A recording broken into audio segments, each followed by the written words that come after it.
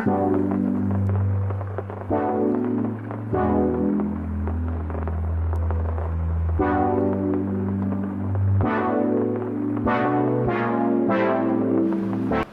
दोस्तों, जय हिंद, जय भारत।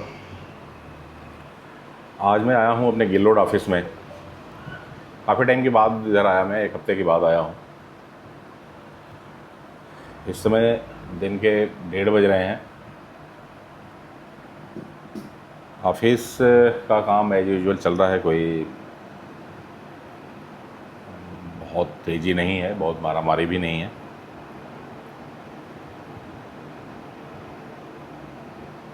मैं जो रूटीन वर्क है, मेल वगैरह चेक करना, बैंक चेक करना और ये सब वही कर रहा हूँ। हमारा कुछ स्टॉक वहाँ होता है फोकल पॉइंट में, और कुछ स्टॉक यहाँ पर होता है। ये हमारा यहाँ का कुछ ऑफिस इस तरह से है। ये सेटिंग एरिया है जहाँ बैठ कर के कुछ क्लरिकल वर्क्स जो भी होते हैं वो काम होते हैं, कस्टमर मीटिंग वगैरह होता है। और ये हैं भाई लोग, पूरा कुर्ता पजामा खोल के मस्ती में लगे हुए हैं। लंच कर लिया आप लोग? अच्छा, अभी ये लोग लंच नहीं किए हैं। 2 बज गया है, अभी ये लोग लंच करेंगे। और इस तरह से है ये कुछ मटेरियल। अभी आप लोग इधर उधर कर रहे थे क्या? कहाँ किए? अच्छा, इधर से हटा के इधर कर दें। स्पेस की थोड़ी प्रॉब्लम रहती है यहाँ। छोटी जगह है, वैसे तो 20 बाई 35 फुट का ये जगह एरिया है, लेकिन फिर भी मटेरियल जब आ जाता है तो आप देख रहे हैं वो अब बिल्कुल आने जाने की जगह नहीं है। और भी माल आने वाला है हमारा, तो मैं वही देख रहा हूँ कि करीब 20 टन के करीब माल आने वाला है एक ट्रक। तो वहाँ भी बिल्कुल फुल है और यहाँ स्पेस बनाना पड़ेगा। लास्ट 2 महीनों में थोड़ा सा बरसात ज़्यादा हो जाने की वजह से, आप लोगों को मालूम है पंजाब में बाढ़ वगैरह आया हुआ था, तो थोड़ा मटेरियल मूवमेंट जिस स्पीड से होना चाहिए था वो नहीं हो पाया। इसकी वजह से स्टॉक ज़्यादा हो गया है। पाइपलाइन में जो ऑर्डर्स थे वो आ रहा है मटेरियल, तो वो तो लेना ही पड़ेगा हमें।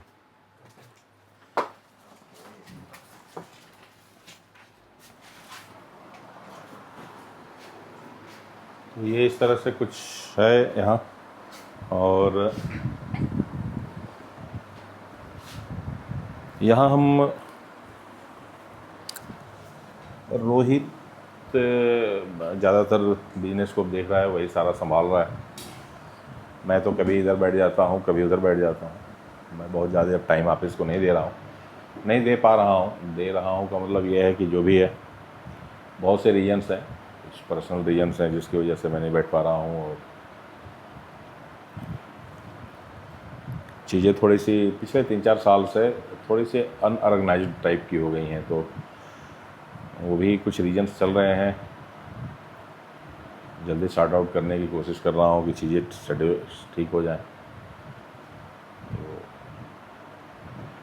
एक्चुअल में बिज़नेस को जितना टाइम चाहिए और जिस तरह का टाइम चाहिए, मेरी कुछ प्लानिंग्स चल रही थी। वो प्लानिंग थोड़ा सा मतलब जैसे होता है ना कि अब एक्शन ए, एक्शन बी, एक्शन सी, जब कोई काम होता है तो 2-3 तरह के प्लान के ऊपर काम करना पड़ता है कि एक प्लान फेल हो जाए तो दूसरे को एक्टिवेट करें। तो हमारे काम में भी कुछ ऐसा हुआ है। कुछ चीज़ें ऐसी थी शेड्यूल, जो प्लान ए एक तरह से कहिए कि मेरा फेल हो गया, तो मुझे प्लान बी पे वर्क करना पड़ रहा है। और मैं पहले चला जाया करता था घर गांव पर, जो हमारा नेटिव प्लेस है वहाँ पर, हर 2 महीने 3 महीने में एक बार। लेकिन वो थोड़ा सा मेरा टाइमिंग, इसलिए इस बार मैं मार्च अप्रैल का आया हुआ हूँ। होली में गया था मैं, और बड़ा लंबा टाइम हो गया। मार्च, अप्रैल, मई, जून, जुलाई, अगस्त, सितंबर, ऑलमोस्ट 6 महीने हो गए। तो ये हमारा अब तक का सबसे लंबा पीरियड रहा कि मैं इतने लंबे टाइम तक मैं गांव पर नहीं गया। तो उसके पीछे कुछ ऐसी तरह के रीजन्स थे।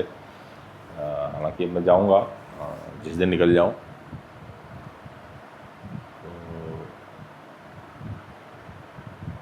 तो आज भी रोहित बाहर गया हुआ है, वो कुछ कस्टमर्स के साथ उसकी मीटिंग थी।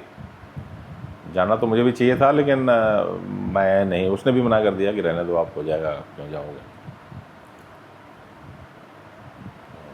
ऐसा ही है,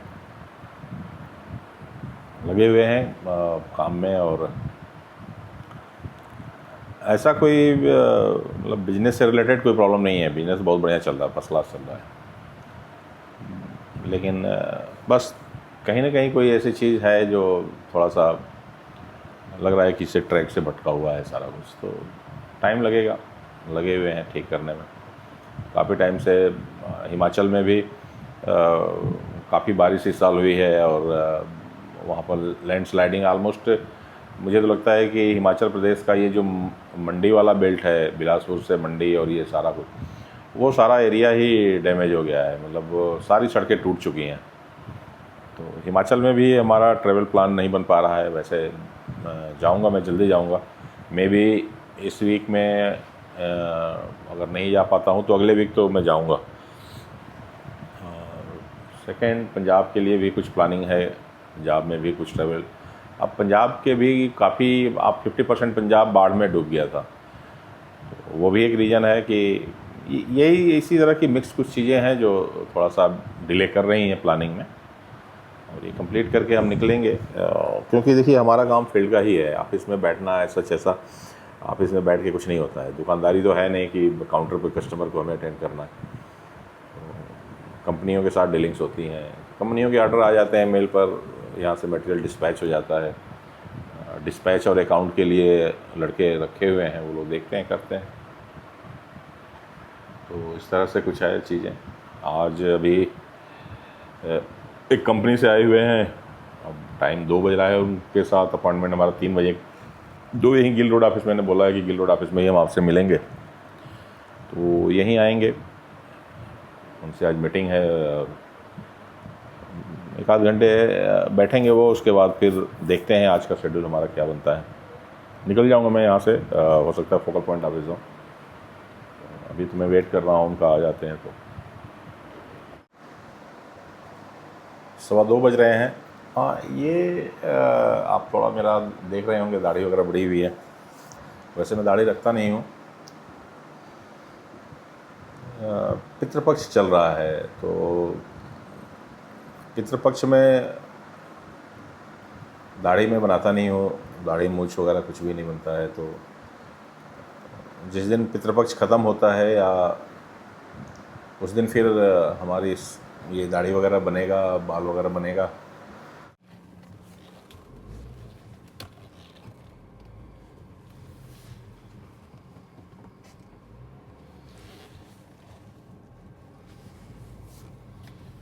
मैं यहाँ से निकल चुका हूँ, अब शाम के 6:30 बज गए हैं, और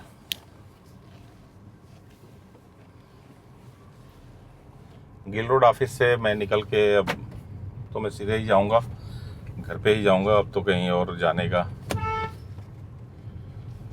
है नहीं।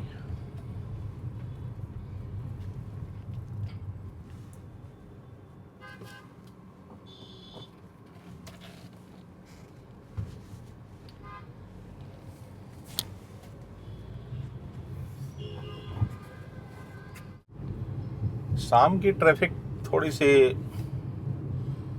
एग्रेसिव हो जाती है, मतलब मॉर्निंग और इवनिंग की जो ट्रैफिक होती है वो थोड़ी सी कंपैरेटिवली दोपहर की ट्रैफिक के मुकाबले एग्रेसिव होती है। ऑफिस जाना और फिर वापस ऑफिस से घर जाने वाले लोगों की जो उनका जो ड्राइविंग अप्रोच होता है वो थोड़ा सा एग्रेसिव होता है इन कंपेयर टू जो इसके बाद की ट्रैफिक होती है। थोड़ा सा संभल के ड्राइव करना पड़ता है।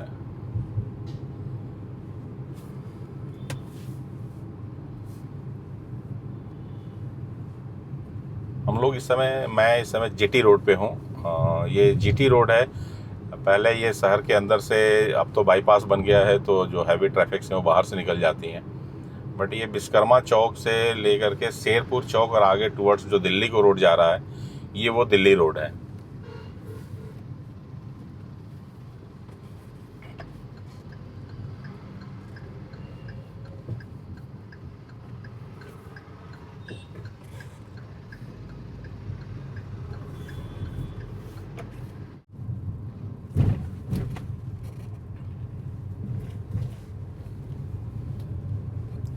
जीटी रोड पे हम पहुंचे हैं, इस समय है शेरपुर चौक इसको बोलते हैं।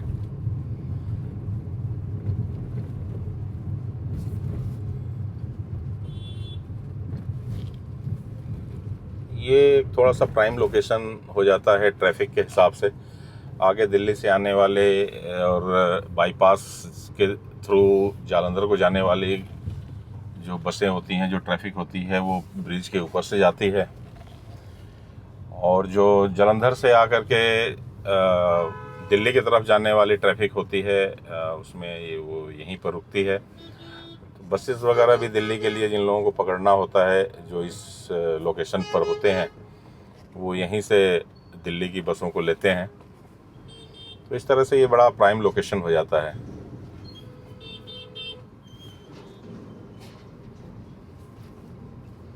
आगे हम जीटी रोड की तरफ चल रहे हैं।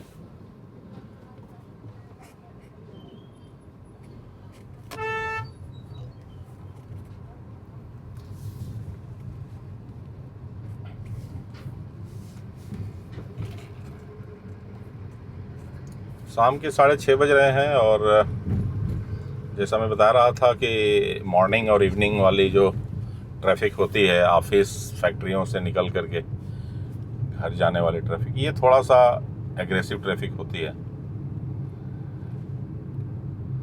इसमें जितना ज़्यादा कूल माइंडेड ड्राइव हो उतना करना पड़ता है।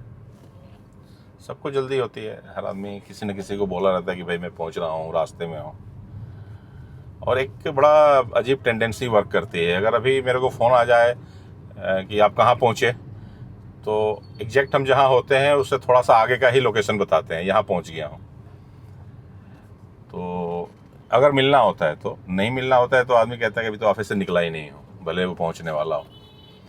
तो ये चीज़ रहता है कि जो आप एक स्टेप आगे का बताते हैं, अब उसके चक्कर में आप और जल्दी पहुंचना चाहते हैं, निकलना चाहते हैं। और जब फिर उसमें कहीं कोई ट्रैफिक रस मिलता है या जाम मिलता है, तो अपने आप एग्रेसिवनेस जो है वो बढ़ जाती है। पता नहीं आप लोगों के साथ अगर ऐसा होता होगा तो आप कमेंट करके ज़रूर बताइएगा। बट जनरली मैंने अक्सर ये देखा है, मतलब अगर मैं एज ए को ड्राइवर किसी की को ड्राइवर सीट पे बैठा हूँ, साथ में बैठा हूँ गाड़ी में, तो मैंने अक्सर देखा है कि लोग ये कहते हैं कि मतलब वो वहाँ से कुछ डिस्टेंस आगे का ही बताते हैं कि मैं यहाँ पहुँच गया हूँ। बहुत बार ऐसा होता है कि बता तो दिया आपने मैं यहाँ पहुँच गया हूँ, और उससे पहले ही अगर ट्रैफिक जाम लग गया तो अब क्या बताएंगे। और अगर वहाँ ट्रैफिक जाम लगने वाली लोकेशन नहीं होती है जहाँ आपने बताया, और वहीं अगर आपको बहुत ज़्यादा डिले हो गया, दोबारा कॉल आ गया कि आप कहाँ पहुँचे, और अगर आपने बताया कि ट्रैफिक में फंसा हुआ हूँ, तो ये होता है कि भाई वहाँ तो ट्रैफिक जाम लगता नहीं, वहाँ कैसे ट्रैफिक जाम हो गया, जबकि आप एक्चुअल में होते हैं उससे पीछे। तो ऐसी सिचुएशन क्रिएट हो जाती है। हम लोग हैं जीटी रोड के ऊपर, आगे आता है ढंडारी स्टेशन, हमारे राइट हैंड में हीरो साइकिल का प्लांट है। आपको ग्लो साइन बोर्ड हल्का हल्का नज़र आ रहा होगा। और मोंटी कार्लो भी, उसका भी जो मेन हेड ऑफिस प्लांट है वो इसी रोड पे है और राइट हैंड में आएगा। लुधियाना को ऐसे ही नहीं मैनचेस्टर बोलते हैं, उसके पीछे रीजन है।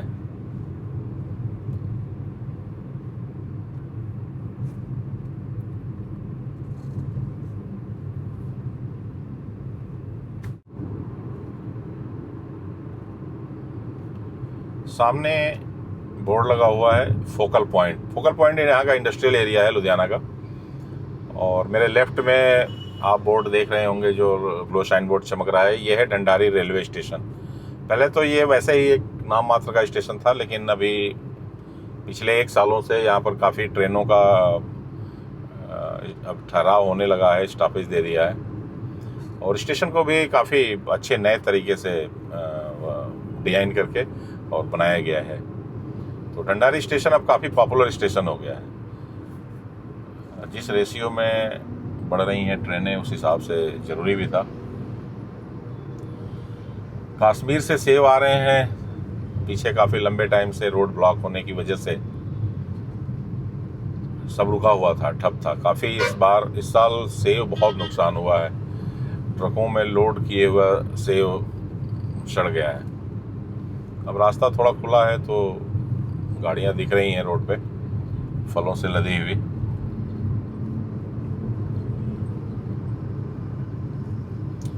कश्मीर और हिमाचल दोनों जगह काफ़ी इफेक्ट पड़ा है।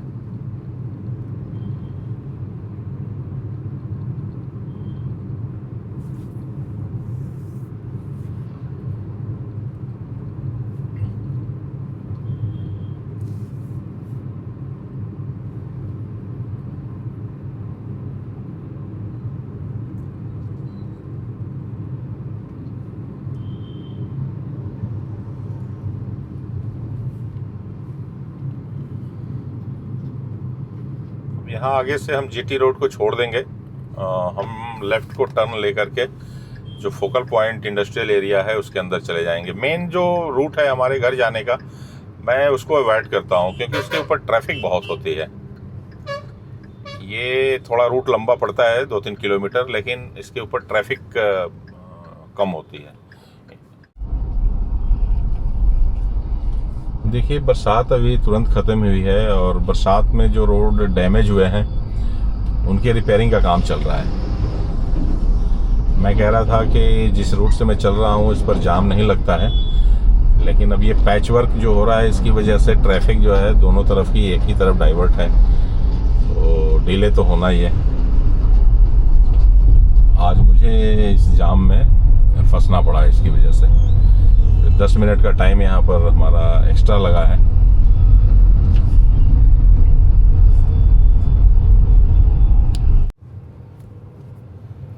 जाम से निकल के हम आ गए हैं थोड़ा सा फ्रेश इलाके में। इंडस्ट्रियल एरिया है ये, दोनों तरफ फैक्ट्रियां हैं। देखिए, लुधियाना में हर तरह की इंडस्ट्रीज हैं। हैंड टूल के लिए तो ये फेमस है ही है, रेंच स्पैनर, प्लास, ये सब चीज़ें तो यहाँ बनती ही हैं। इसके अलावा यहाँ ऑटोमोबाइल सेक्टर्स के लिए काफ़ी कंपनीज हैं, स्पेयर पार्ट्स बनाने वाली कंपनियाँ बहुत हैं, और नट बोल्ट्स, फास्टनर इंडस्ट्रीज बहुत हैं यहाँ। और यहाँ से काफ़ी एक्सपोर्ट भी होता है। गल्फ़ कंट्रीज़ को तो एक्सपोर्ट होता ही है, बाकी दुनिया के लगभग सारे देशों को यहाँ से एक्सपोर्ट होता है। अमेरिका ने कुछ एग्जिस्टिंग पॉलिसी, जो टैक्सेशन की पॉलिसी है, उसमें कुछ चेंजिंग्स किया हुआ है।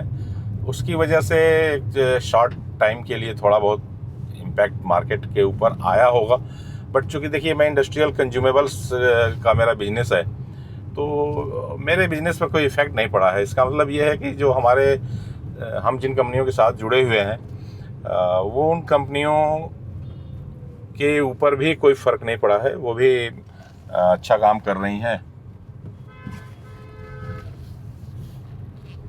क्योंकि हमारा जो प्रोडक्ट है, हम जिस प्रोडक्ट में डील करते हैं वो कंज्यूमेबल्स प्रोडक्ट है। लाइक इंडस्ट्रीज जो चल रही हैं उनके लिए ये बड़ा ज़रूरी प्रोडक्ट होता है। अगर वो उनका फैक्ट्री का पहिया घूम रहा है तो हमारे प्रोडक्ट लगने ही लगने हैं, और अगर फैक्ट्री का पहिया नहीं घूम रहा है, फैक्ट्री अगर नहीं उतनी चल रही है, तो हमारा प्रोडक्ट नहीं लगेगा। तो बड़ा मतलब एग्जैक्ट हमें ये सिचुएशन का पता चल जाता है कि अगर हमारे यहाँ आर्डर्स आने कम हुए हैं, इट मीन्स कि इंडस्ट्रीज़ के ऊपर फ़र्क पड़ा है।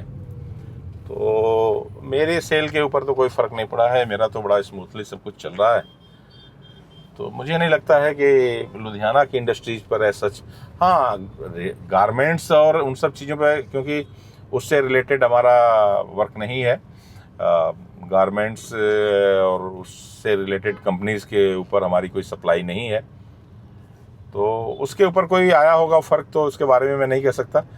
But automobile sector, engineering line, इसके ऊपर कोई फ़र्क नहीं पड़ा है।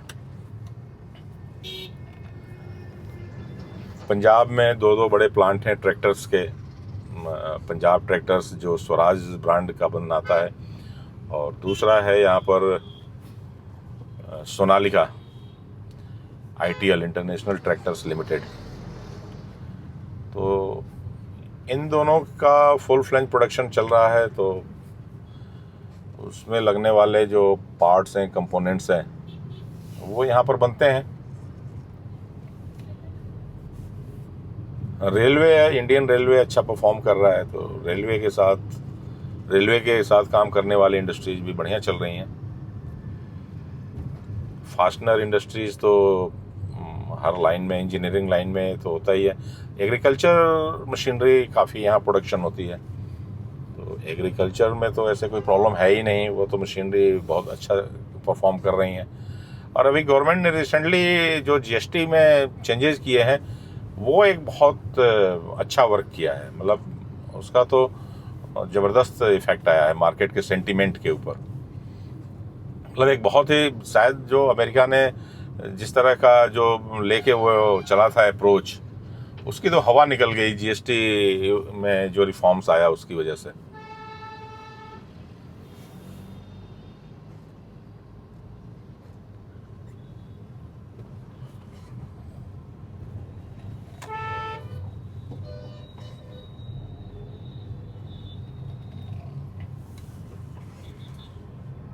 ये लुधियाना फोकल पॉइंट का मेन रोड है ये। मतलब आप सिटी की तरफ जाने वाले फोकल पॉइंट से निकल करके सिटी की तरफ जाने वाली जितनी ट्रैफिक होती है, वो इसी रोड से आना जाना करती है।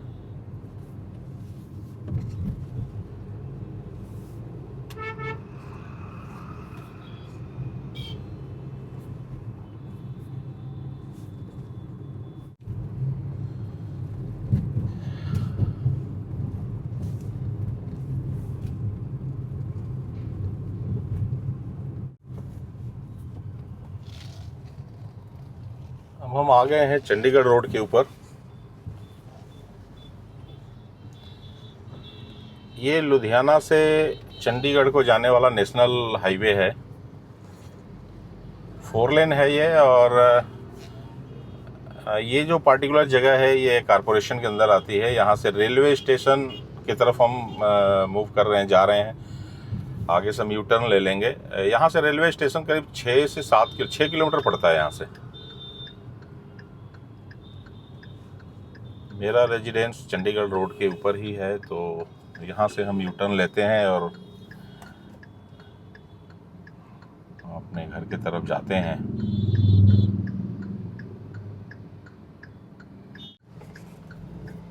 यहाँ से यू टर्न लेकर के हम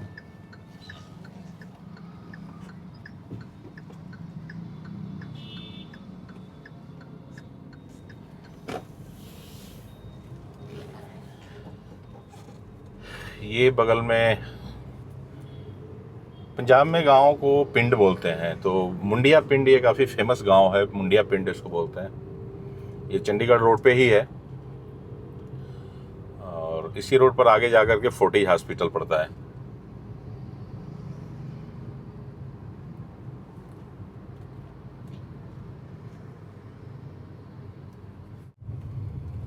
मुंडिया पिंड के अंदर से ये रोड है, इधर से हम जाते हैं।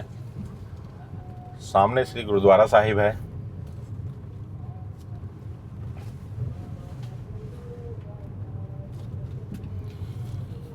मुंडिया पिंड का ये जगह है, यहीं पर ये सामने श्री गुरुद्वारा साहिब हैं।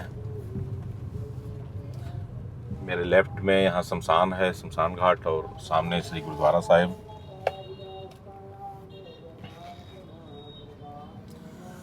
देखिए, ऐसे रास्ते से जब गुजरते हैं तो एक पॉजिटिव वाइब्स आती है, सकारात्मक ऊर्जा आती है।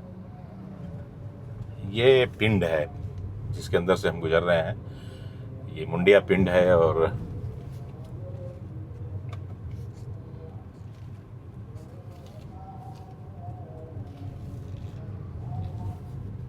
ये थोड़ा सा शार्ट रास्ता पड़ता है और इस टाइम इसके ऊपर ट्रैफिक भी नहीं होती है। मेन रोड से जाने के बजाय हम इस रोड से अप्रोच करते हैं।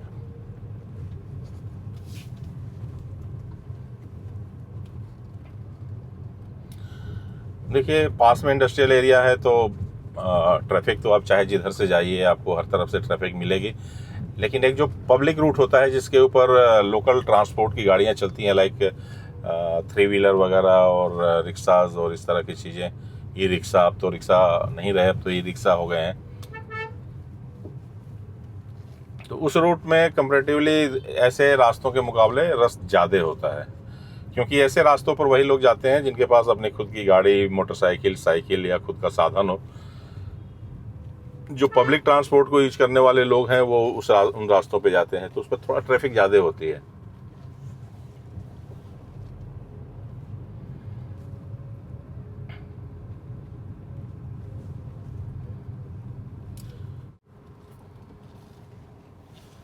और यहाँ से हम अपने कॉलोनी के तरफ मुड़ जाते हैं।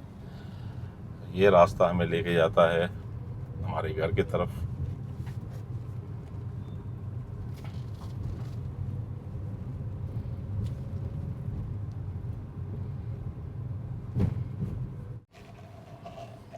और फिर हम वापस अप्रोच करते हैं, हम पहुंच जाते हैं अपने जो मेन रोड है, जो कॉलोनी की तरफ जाता है, क्योंकि अभी तक तो हम अंदर अंदर आ रहे थे इधर उधर रास्तों से। ये है मेन रोड।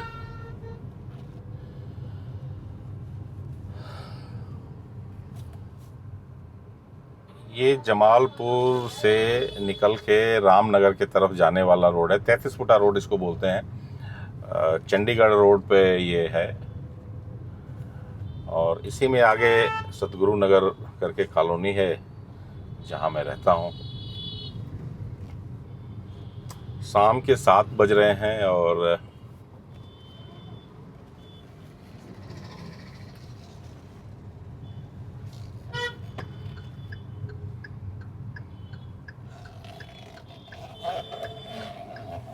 ये है अपने कॉलोनी का रास्ता। ये सतगुरु नगर गली नंबर 1 है जहाँ हम रहते हैं। और पीछे ब्लॉग में मैंने बताया था कि एक मेरा दूसरा घर जो तैयार हो रहा है, जिसमें पीओपी का काम चल रहा है, वो यहीं मेरे इस घर के पास में ही गली नंबर 2 है। ये गली नंबर 1 है, सतगुरु नगर गली नंबर 1, और राइट हैंड में गली नंबर 2 है। आगे जा कर के लेफ्ट रहते तो गली नंबर 2 में जाते हैं। वैसे ये दोनों गलियां आपस में इंटरकनेक्टेड हैं। तो उसमें हमारा दूसरा वाला मकान है। और मैं जिस फ्लैट की बात पीछे किया था कि फ्लैट हमने लिया है, वो चंडीगढ़ रोड पर स्ट्रेट आगे जा कर के 2-3 किलोमीटर वहाँ पर हमारा फ्लैट है।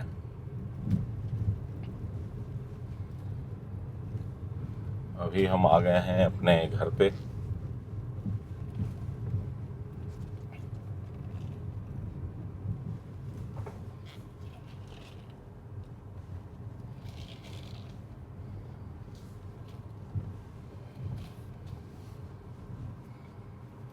लेफ्ट में अपना मकान है, राइट हैंड में ये प्लाट है जहां हम गाड़ी खड़ी करते हैं।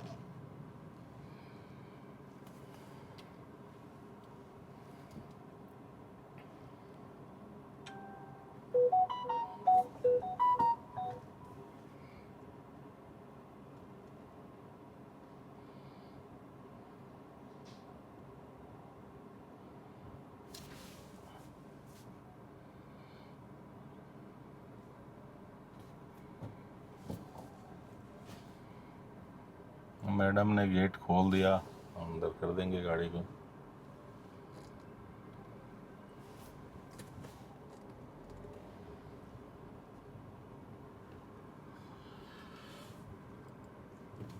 ये गाड़ी पहले से यहाँ खड़ी है। 2 गाड़ियाँ यहाँ आ जाती हैं, और जो दूसरा वाला मैं मकान बता रहा हूँ वहाँ भी मेरी 2 गाड़ियाँ खड़ी हो जाती हैं।